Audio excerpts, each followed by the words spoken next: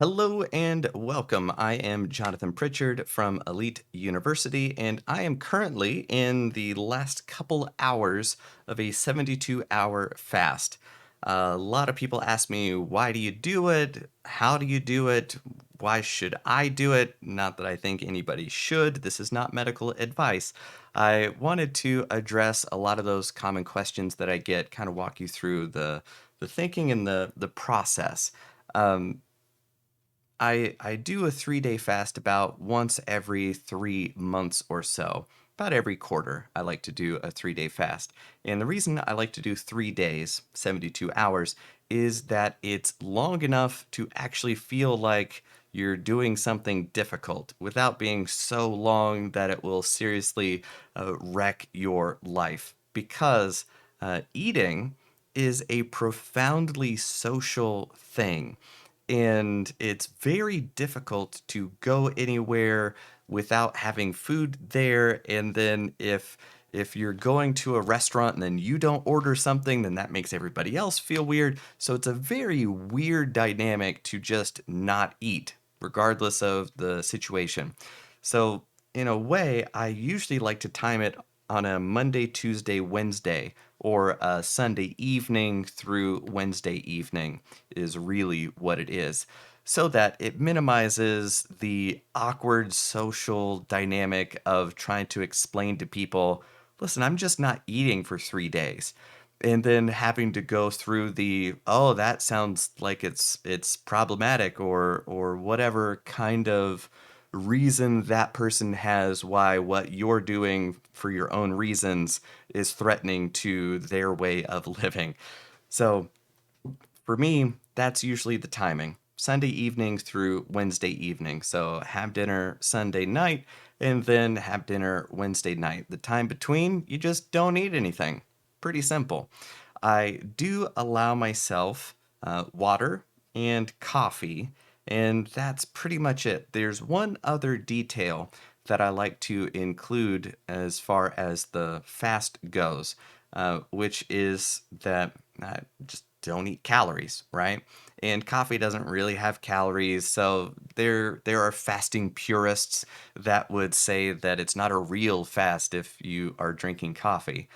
Um, I just don't eat calories, right? Um, a lot of folks go, well, oh man, don't you get a headache or aren't you super hungry? I'm not usually super hungry, which is kind of funny because just before hitting record, my stomach was growling. So on the back end of that third day, man, it does. I start to dream about having dinner, but it's very transient kind of a thing. Also, I'm mainly keto adapted already, where I basically just live off meat and fat is really what that is. So my body is already used to burning fat as a fuel source. So it's not as bad as back in the day when I had a lot more carbs a lot more often. I realized that eating all those carbs was what was making me hungrier sooner after eating. So it was just kind of everything that I ate just made me want to eat more sooner. But when I transitioned to a very heavy protein and some fat and almost no carbs kind of approach, it was difficult at first, but then after the first couple of weeks, it was pretty much a cakewalk. That means that when I do a fast and I'm not eating anything, my body is already used to, oh yeah, he's doing that thing again where I've got to burn body fat to give him energy to go do the stuff that he's going to be doing. And I've got enough body fat where I would be fine in the wilderness if I didn't eat a thing for 2 weeks. I would be just fine. So I could do a longer fast and be totally okay in terms of energy expenditure without endangering my life.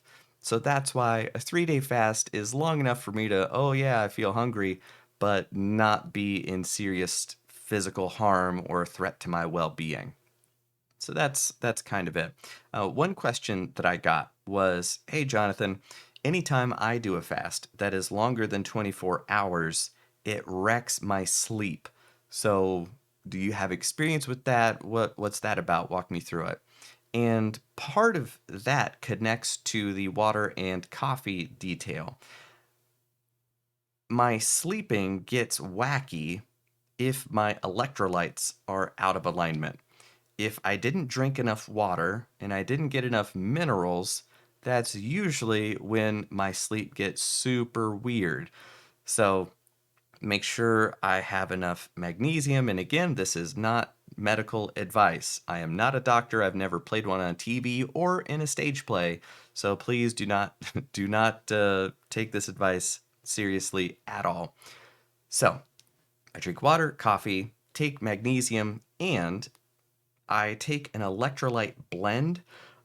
So imagine all the hype of Gatorade being like, or Powerade or Brondo from Idiocracy. It's got what plants crave. It's got electrolytes, right? So the electrolyte mix is the good part of the Gatorade without all the sugar and those parts of it that I don't care about. So the one kind of extra hack, if you will, is this. I brought it over so that the camera could see it. There we go. Snake Juice, high grade electrolyte blend. And this is a flavorless, unsweetened, just bag of salt, basically. It's a couple different types of salt and other trace minerals that are really, really good about making sure that I don't get headaches. If I'm getting a headache while I'm fasting, it's probably because I didn't drink enough water. And when I don't drink enough water, I don't get enough electrolytes. And therefore, my chemistry is all off. That then carries over to the sleep because if I've got a fuzzy head or a headache and then I go to bed, that's just going to show up in 4 or 5 hours, and then I wake up wondering why I'm waking up. It's because your salt saturation, your salinity's all it's weird. So that's how I avoid the foggy head. That's how I avoid the headaches. That's how I avoid waking up 3 times a night when I'm fasting. It's because this is what keeps me on track. The dude that came up with this, Cole, if you're watching this, you're amazing. I want you, viewer of this video, to know Cole's channel is not for the faint of heart. If you've never been over there, understand that he's hilarious, amazing, and does not care what you think. So be forewarned if you go watch any of his videos about fasting that it is a very compelling approach that I find very endearing and hilarious. Just know that it's not cut out for everybody. But I will have a link to where you can get these on Amazon. If this is up your alley, go for it. So yeah, that's kind of the general introduction to a 72-hour fast. I like to do it every quarter just as a reminder that I should stay hungry, that I shouldn't let every last impulse guide my attention, and it's just a good way to stay disciplined and to do a little extra something that requires zero extra effort. It's just not doing something that is a tremendous exercise of will around a particularly difficult topic for a lot of people. So I don't advise telling everybody that you're going to do it, that you are doing it. Just do it and shut up about it. Really funny coming from a guy that's making a video about it. But I've been doing this for years already without making a video about it. But it's come up enough that I figured I'm in the middle of it, on the tail end of it, and I should kind of share my story. So that's it. If you have any other questions about a fast or why I do it, how I do it, or anything around that space, please feel free to hit me up. The best place to go is elite.university, or you could join the community for free, which is member.elite.university.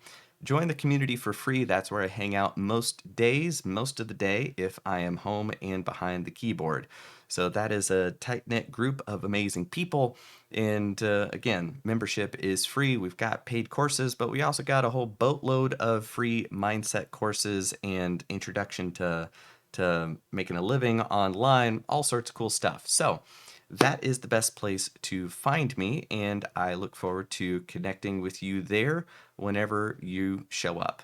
So that's it. I'm Jonathan Pritchard from Elite.University. This was the video about my 72-hour fast, which I am very much looking forward to breaking this evening. See you next video.